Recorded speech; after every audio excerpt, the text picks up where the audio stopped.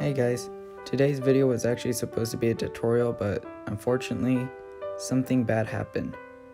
On November 26th, I took my birds outside and let them enjoy the sun, and I went to go change since I was in my school uniform, and then I heard a very loud noise. And when I went to go check outside, I saw a hawk trying to open the cage.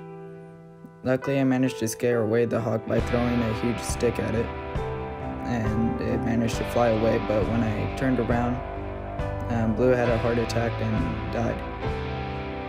It was very hard, and me and the flock are still getting over it.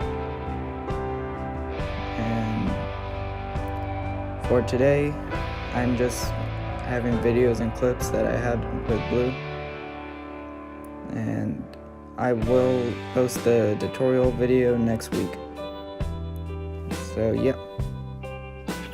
Okay, pound it. Pound it.